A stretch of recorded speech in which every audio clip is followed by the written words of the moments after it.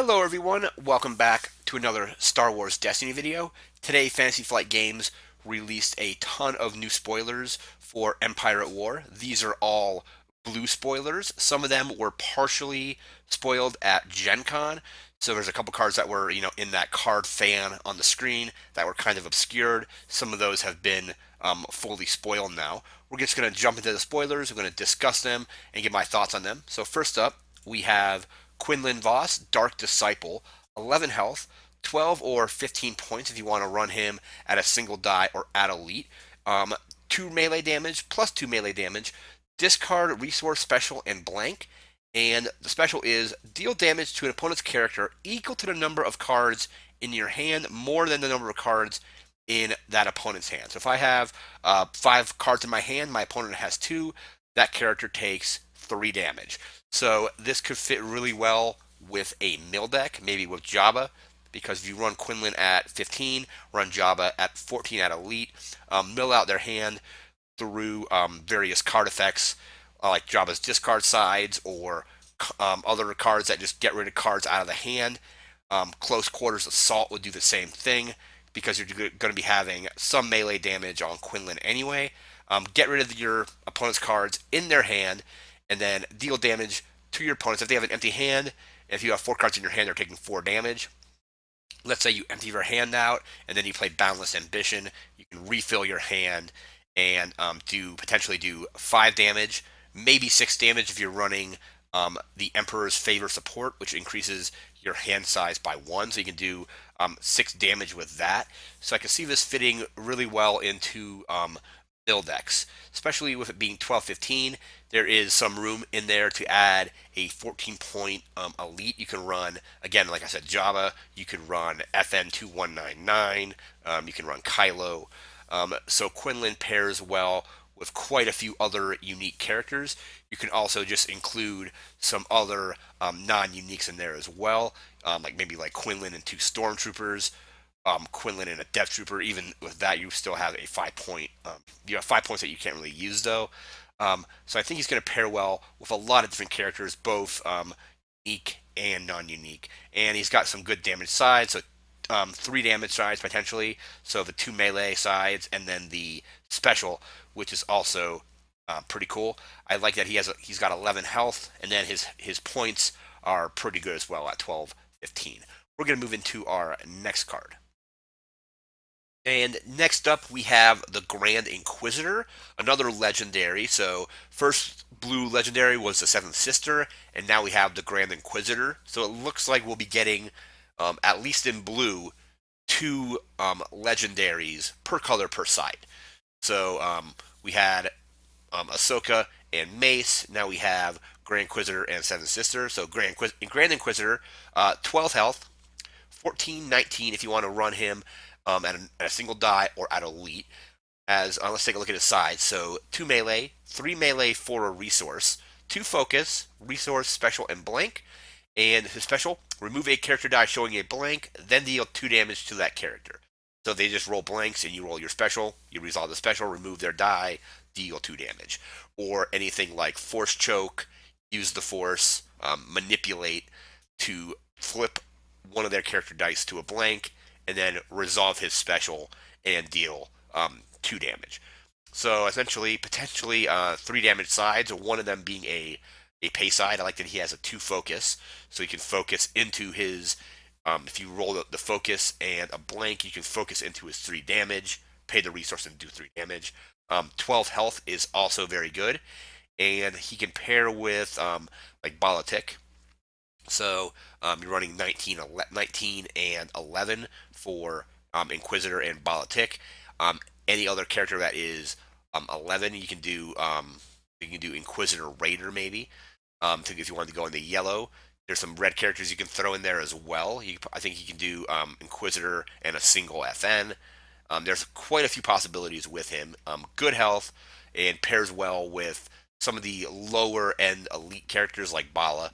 And I like his sides, and he has a pretty cool ability, especially if you're using dice or cards that will allow you to change your opponent's character dice into blanks. Again, like manipulate, use the force, force choke, and so on.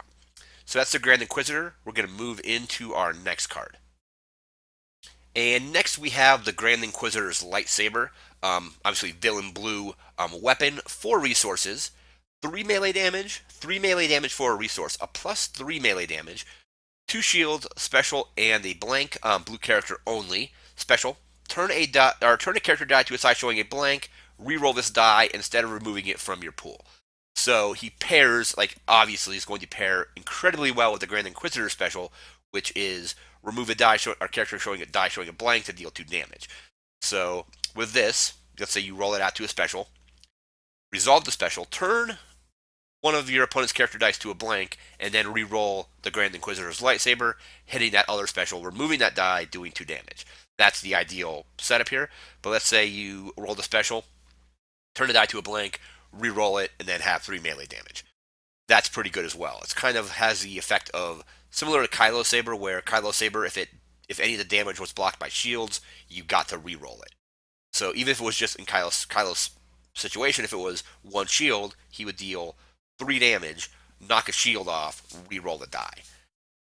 This one, again, potentially 3 damage sides, so the normal, a resource cost, and a modifier, and then the ability to some dice control with the special that lets you turn it to a blank and then re-roll the lightsaber. So kind of expensive at 4, but if you have a cheap 2-cost upgrade on a character, you can get this out for 2. If you're using something like Enrage, you can get that extra resource and overwrite something that was a 1-cost upgrade with the resource that you just enraged for. So that is the Grand Inquisitor's lightsaber, also legendary, of course. We're going to move into our next card. And now into the hero characters, our hero side of things.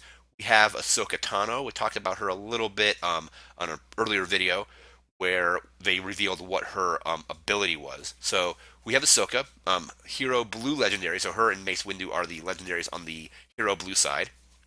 11 health, 13/17 for her cost. 2 melee, discard, shield, resource, and blank. And after you activate this character the first time each round, you may spend resources equal to the number of dice you just rolled to ready her. So we talked about this a little bit last time. The more stuff you have on her, like upgrade-wise and dice-wise, the harder it will be to use her ability. So it might be something where you just keep her with maybe just one upgrade, maybe 0 upgrades. Roll her out. If you're playing her at elite, you pay 2 resources. So roll her, pay 2 resources, and then ready her. And then on a future action, you can resolve those dice. On another future action, you can roll Ahsoka again within the same round. And then this is only once per round that you get to use this ability. So I do like her sides. She has 2 sides, which is nice. Also discard shield and resource. Good health, I think. So 11 and 13/17. So you can pair her with Kanan. Elite Kanan at 13 as well. Pairs with Ezra if you want to go into yellow and have some range damage. And then pairs with anybody, can pair with Rey, Elite Rey as well. Elite Maz possibly. So that would bring you to 28 points. And then more possible combinations if you just go with a single Ahsoka. A single Ahsoka could still be pretty good because let's say you roll the single Ahsoka die, you just have to pay 1 resource to then ready her and roll that single die out again later in the round. So you can roll out, let's say, roll out a discard, you discard a resource, you already paid your 1 resource to ready her, roll her out again, roll in 2 damage, and then do 2 damage. So essentially, it's a kind of roundabout way at making her kind of elite, even though you're only rolling 1 die at a time and having to pay a resource to ready her, and you can only do that once per round. So that is Ahsoka Tano. We're going to move into our next card. And we already talked about him a little bit earlier in the video, but now we have Kanan Jarrus, Rebel Jedi, 10 health, 10 or 13 for his points, 1 range damage, 2 melee damage, 1 focus, disrupt, resource, and blank. And this ability, before you take an action, you may resolve 1 of this dice. So let's say you roll him out, your opponent goes back to you. Before you do your action for your turn, you can resolve 1 of his dice and then take your turn essentially. Let's say I rolled him out onto, let's say I rolled a focus and a blank. You rolled out that focus and that blank.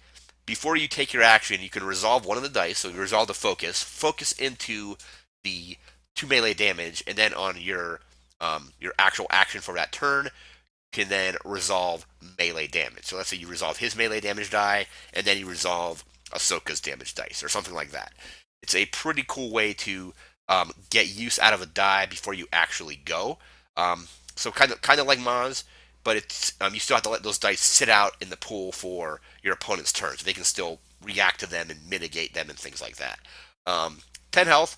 I kind of wish he had maybe like 11, but 13 points is a good cost. You can pair him with Elite Ezra, Elite Ahsoka. So Elite Ezra would be 10 points, and 13 points, so you would have 23, and then you can add a 7-point character in, like a rookie pilot or something like that. I do like, if you go with rookie pilot, both Ezra, Kanan, and the rookie pilot all do have range damage, so you'll be able to probably do quite a bit of range damage with that combination. You paired him with Ahsoka. You have Ahsoka has the 2 melee sides. Kanan has a melee side, and then can focus either into his own melee side or focus into Ahsoka's sides as well. Is one focus side on his dice. So that is Kanan Jarrus. We're going to move into our next card. And next up, we have the training remote, Hero Blue support.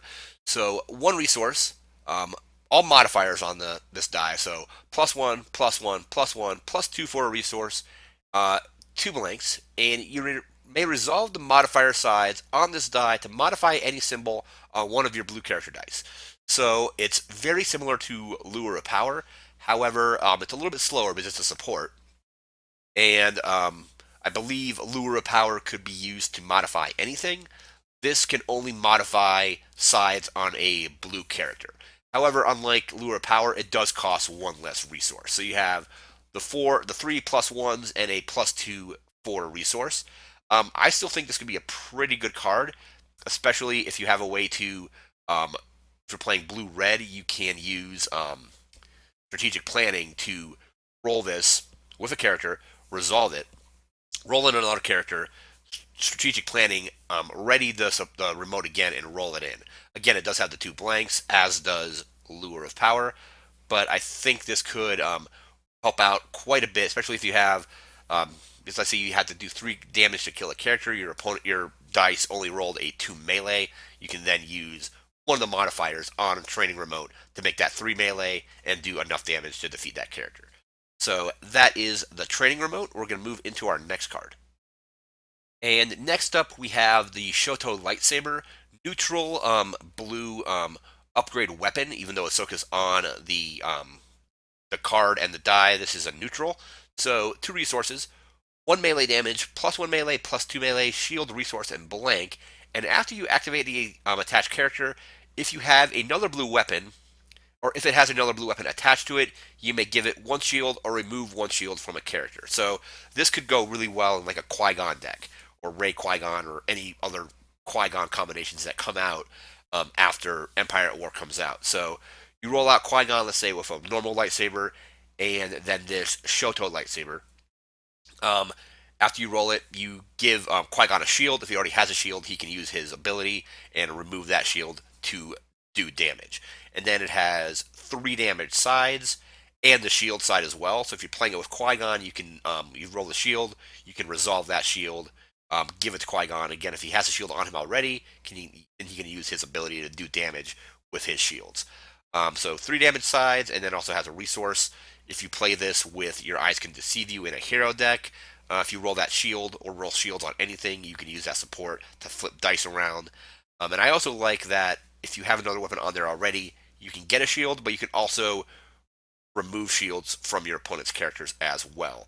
So it's kind of benefits you to have multiple weapons on your characters to use this upgrade.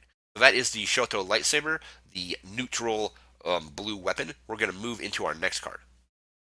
And we are moving into our events now. We have It Will All Be Mine, 3 resources for a villain blue event.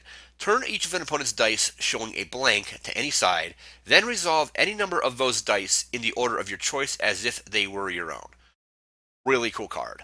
Expensive because it costs 3 resources, but if you're using other dice manipulation things like Force Choke, Manipulate, anything that you can use to flip your opponent's dice to blanks or other sides, you're going to be wanting to flip them to blanks to use this. And like things like use the force, you then pay 3 resources, set those blanks aside, flip them to whatever size you want, damage potentially, and resolve those dice against your opponent. Um, I think it's actually like very well costed because this is an insanely powerful effect, especially if your opponents are rolling a lot of blanks or you are, you know, manipulating their dice to be blanks. This is also will pair really well with something like Enrage. So do a damage to your one of your characters, get a resource, and now suddenly you have your 3 resources that you need to play It Will All Be Mine. So you can basically just, let's say you do it with 3 dice, you turn them all to damage, let's say 2 melee damage each. That's 6 damage that you just did for 3 resources, and they get resolved as well. So once they are resolved, you also remove them from your opponent's dice pool. It's not like the Chewbacca special where you flip it to damage, do that damage, and then leave that die out. These are getting resolved, so they're going to be getting removed as you do when you resolve dice. So that is It Will All Be Mine. Kind of expensive at 3. I think it's fairly costed, but you can get you should be able to get 3 resources, especially if you're using something like Enrage, and then just mess with your opponent's dice and do a ton of damage with them as well. So that is It Will All Be Mine. We're going to move into our next card. Next, we have Kill Them All. This is a villain blue event. 1 resource. Deal 1 damage to each non-unique character your opponents have. So if your opponents are running, let's say, like just a rainbow deck with non-unique characters, you pay a resource, they all take damage. This could be pretty cool, especially if you are running something like Thermal Detonator. You have the Thermal Detonator go off, hit all the characters, and then if they're all hit all the characters, and then you play Kill Them All. If those characters are all non-unique, they each take an additional damage as well. So got some really cool artwork with Kylo on there. I think that's some pretty cool artwork. I do like that it hits all your characters or all your opponent's characters. And if your opponents are all running a team of just all non-uniques, it's going to hit everything. So that is Kill Them All. We're going to move into our next card. Next up, we have Hate Villain Blue Upgrade. 1 resource has redeploy. So a redeploy. I think this is the first one or first upgrade without dice that has redeploy. So redeploy. So after that character gets defeated, you can slide it to another character. I really like that mechanic. Like you're like essentially like preaching hatred and moving, and now other characters are kind of like embracing their hatred as well. But 1 resource. After you activate the attached character, you may deal it 1 damage to deal 1 damage to another character. So let's say you put this on. Obviously, thematic it's going to be going on Darth Vader or Anakin Vader. Um, Roll him out, deal a damage to an opponent's character. I could see this potentially working really well if your opponent is really low on health and they're holding a ton of dice mitigation cards. So whenever you roll damage, you're just going to remove it. They're going to electroshock it, or play he doesn't like you, or something like that. This is essentially you do have to take damage to do it, but you take damage to do damage, and it's unmitigatable damage as well because they're not going to. There's no dice to remove or anything like that. They can still block it with shields or force illusion. But let's say your opponent doesn't have shields or force illusion, and they have 1 health left and let's say you have a few health left, roll that character, deal damage to it, deal the damage to your opponent's character, and then that character gets defeated. And then after your character that has this is defeated, your other characters get this ability as well. So it could also work potentially well in any deck where you are using, again, if you're using Force Illusion on your own characters or you have a bunch of shields, you can just ping your shields to do 1 damage. Especially if you have a way to activate this character multiple times in a round. Let's say you leadership somebody else to ready the character with hate, and you have a bunch of shields. Roll it out, remove a shield, do a damage. Remove the shield off you and deal damage to an opponent. And then let's say then you used leadership, do it again, and 1 and 1. So it's a really interesting card. I like that. It's redeploy. So like basically, it's like I said earlier, you are teaching these people to hate. So now the other characters can get that ability as well. So that is hate. We're going to move into our next card. Next up, we have At Peace, a hero blue event, 2 resources. And this one is a little weird, so I'm not exactly sure how this works, or the wording is a little strange. So turn each die that has one or more blanks to a side showing a blank. I'm assuming this means that the die itself has two blanks on it. So holocron, lure of power, things like that. Anything that has multiple blanks, I'm assuming this allows you to turn it to a side on that die that has a blank. So if they have a holocron special showing, you can turn it to a blank. Or lure power, they have a +2 showing, you can turn it to a blank. That's what I'm assuming this does. However, you're going to want to be kind of careful with this card if your opponent is going to play that now it will all be mine card, because if some of your stuff has um, double blanks on them, they can then focus those with it will all be mine. So it looks like this will work on again stormtroopers. Maybe you play at peace, they have two blanks, it flips to a blank from whatever it was. Holocron, lure power, training remote. Um, the Z6 I guess can also flip to a blank because it has the four normal sides and the two blanks. The Journals of Ben Kenobi has multiple blanks. So I'm assuming it allows you to turn dice that are that have two blank sides to a side that is a blank. So if they rolled out something well on like a holocron, like a special, you can then kind of turn it to a blank. That's what I'm assuming it does. I could be wrong, but that is at peace. We're going to move into our next card. Next up, we have Lightsaber Pull. We saw this card last week, but the text was obstructed, so we just saw the hand and the lightsaber. So 0 resources. This is a neutral blue event. 0 resources. Spot a blue character to search your deck for a blue weapon, reveal it, and add it to your hand, and then shuffle your deck. So 0 resources if you really need a lightsaber or any other blue weapon. You play this, search your deck for that lightsaber or weapon or whatever blue weapon it is, reveal it to your opponent, and then put it into your hand, and then shuffle your deck. This is essentially what they call a tutor card in Magic the Gathering. So tutoring is allowing you to search your deck for a specific, sometimes it's a specific type of card or just any card. This one is specific to blue weapons. So you search for that blue weapon and then you reveal it and then put it in your hand. Not sure how I feel about this. Could be pretty interesting, especially if you have a blue weapon on a character already and you want to search for that Shoto lightsaber to be able to use the shield ability on it. So play Lightsaber Pull, bring out the Shoto lightsaber, put it in your hand, and shuffle your deck.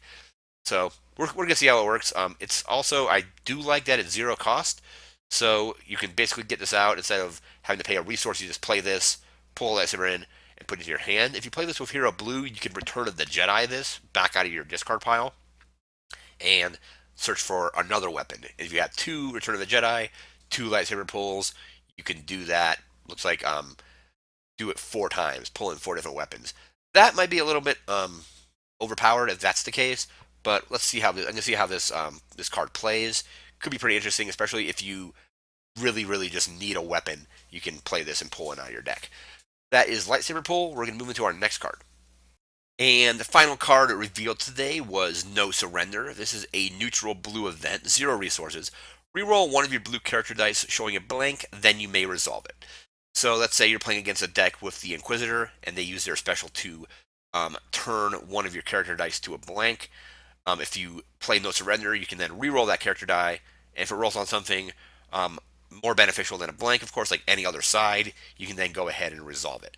Let's say you had it on a blank initially, you can then just re-roll it. Hopefully you get damage, resolve that damage, and then make use out of that card. I do like that it's neutral, so both hero and villain can use it, and it also lets you re-roll a die and then immediately go ahead and resolve it if it is resolvable. And it's not like the like doubt or confidence where you or it gets re-rolled and then you have to either resolve it or remove it. This one is you may then resolve it. So if it's something that you don't want to use, like let's say you roll damage, but you want to get a little bit more damage, you can leave that damage out and then roll in another character, get more damage, and then resolve all of that damage, including the one that you re-rolled for. So that is No Surrender. That's going to do it for today's video. Looks like, I believe, Fantasy Flight revealed that there will be a pre-release event on September 14th. So I believe that's the release date. If so it looks like we're just about 3 weeks away, little less than 3 weeks away from the release, which I'm really looking forward to. I think this set is going to be great. It's going to make vehicles better. Then there's just the card pool is going to be so much bigger, so we can now have more stuff to add to our existing decks, or we can just create entirely new decks as well. So that's going to do it for today. If any more cards get revealed, of course there will be more. I'll do more videos on spoilers when they are revealed. But that's going to do it for now. Remember to like, comment, share, and subscribe, and we'll see you next time. And thanks again for watching.